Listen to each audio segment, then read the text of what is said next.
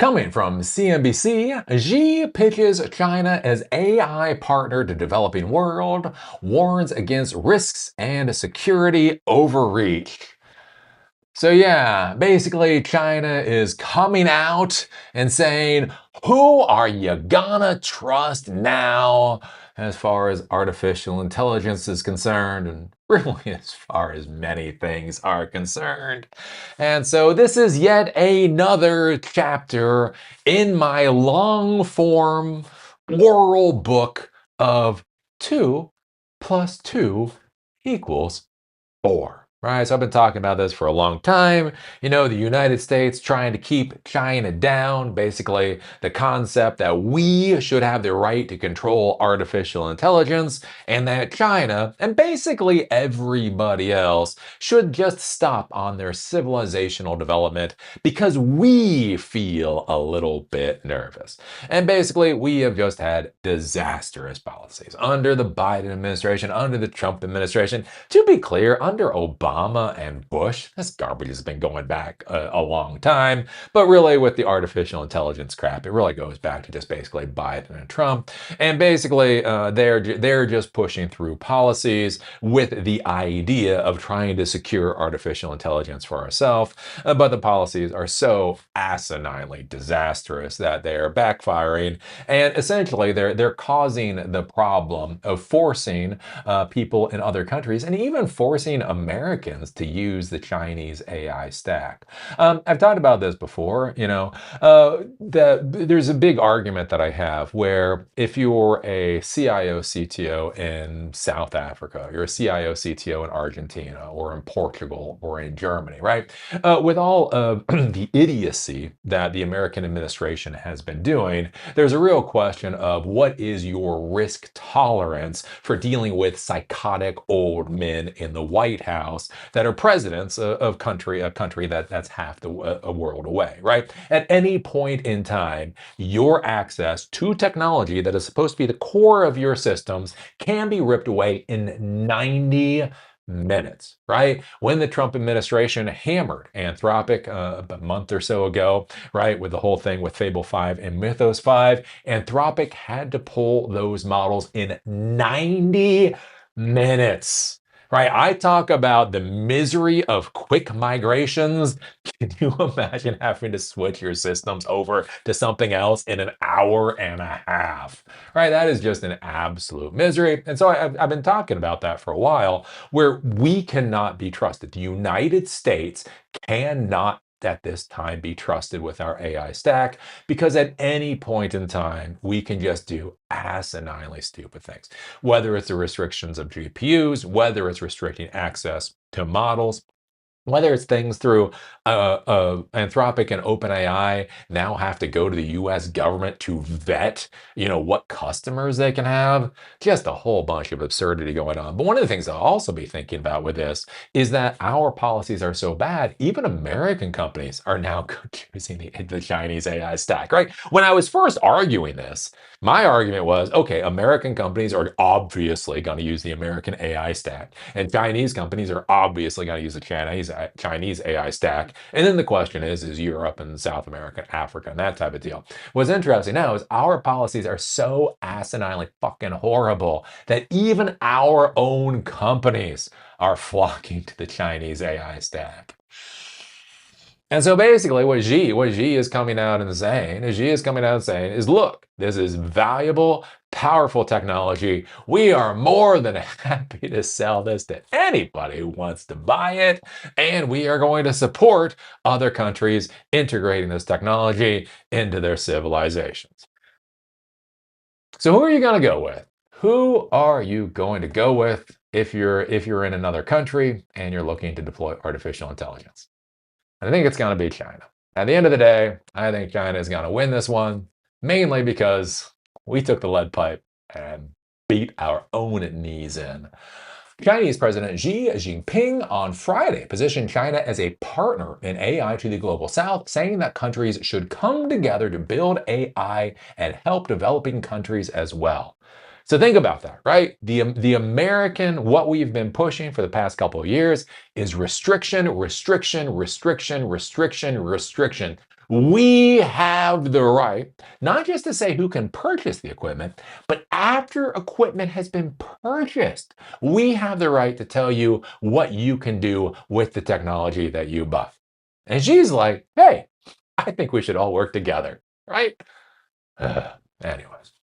Speaking at the World AI Conference in Shanghai, Xi announced that China will provide developing countries with 5,000 opportunities in AI training and seminar programs, as well as develop AI cooperation with various blocs, including the Association of Southeast Asian Nations, the League of Arab States, and the African Union. Quote, China is willing to work with all parties to seize and address the opportunities and challenges of AI development with a more open attitude, more pragmatic actions, and a longer term vision. So much of, what we're doing here in the United States is incredibly short-sighted and all about us, me. And China's out there like, hey, let's look at the long term and build stuff for everybody. Xi said that AI development should not be a, quote, solo performance by a single country, but a, quote, symphony of international cooperation, and China was, quote, ready to be more open, take more practical actions, and assume a more visionary perspective. The remarks come a day after 29 countries signed an agreement in Shanghai to establish the World Artificial Intelligence Cooperation Organization, or WACO, which will be headquartered in the city. So 29 countries coming together in Shanghai. To be able to work on artificial intelligence, again, with the idea of cooperation and propagating this technology to the rest of the world. And hey, if China happens to be the factory of the world, so all of the servers and all of the routers and all of the accelerators and everything else that you need you happen to purchase that from China, right? It's not exactly necessarily a bad thing for them. So this is just kind of interesting. It's the continuing story of this whole idiocy between the United States and China, and how China day by day is winning this particular war. It's winning this particular war.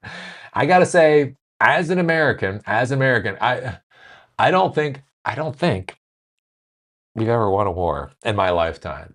Like we won the first Gulf War, but that was because we stopped. Like Bush Senior realized that if we kept going into Iraq, it would become a quagmire. So he just stopped. Right? That's when the Kurds got slaughtered. I had a buddy of mine. He had to sit back. He was a Cav scout. He had to literally sit there and watch an entire village of Kurds get fucking slaughtered, right? Because they had rebelled against Saddam Hussein because they thought America had their backs.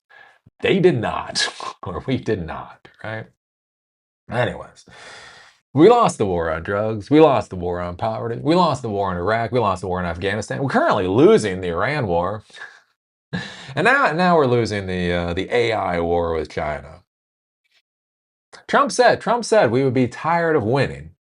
As I've said many times before, your parasocial daddy is tired. I don't think this is winning though.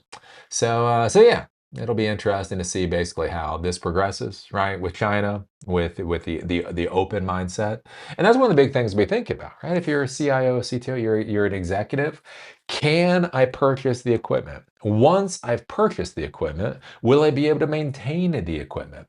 When I'm using the equipment that I fucking bought, am I able to use it in the way that I see fit?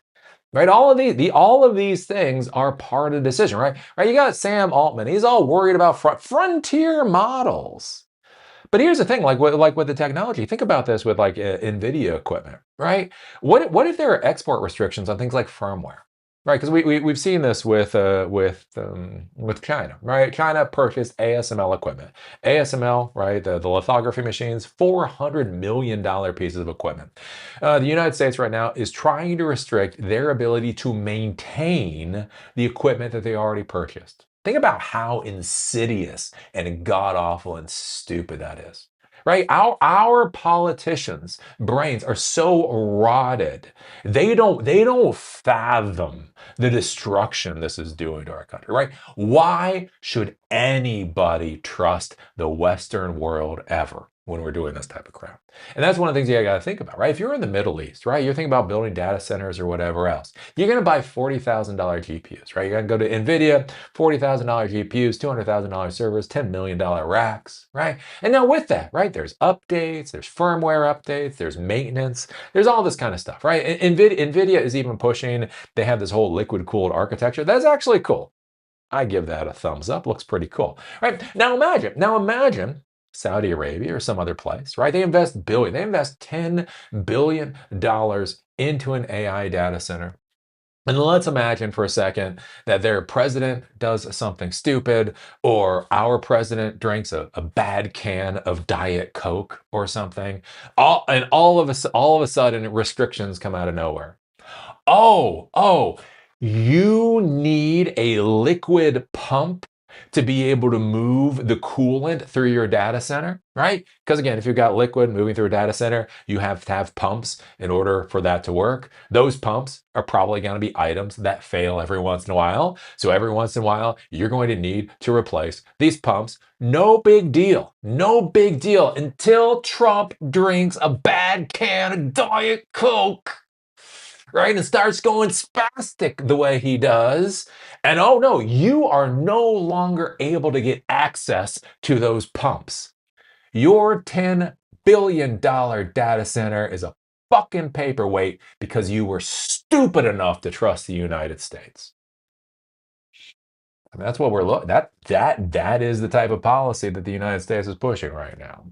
And China's out there like, how many water pumps will you like? I know you're trying to buy 10 pumps from us, but really, you might as well just buy 20 for this price. Which country you want to do business with? Lordy, I hate this time period. I do not like 2026. I do not like 2026, Sam I am. Anyways, so what do you think about this? Put your thoughts down in the comment section down below. If you like these videos, do remember they're on Spotify and on Apple Podcasts. Link is down below. If you want to follow me on LinkedIn, there's a link down there too. With that, see y'all later.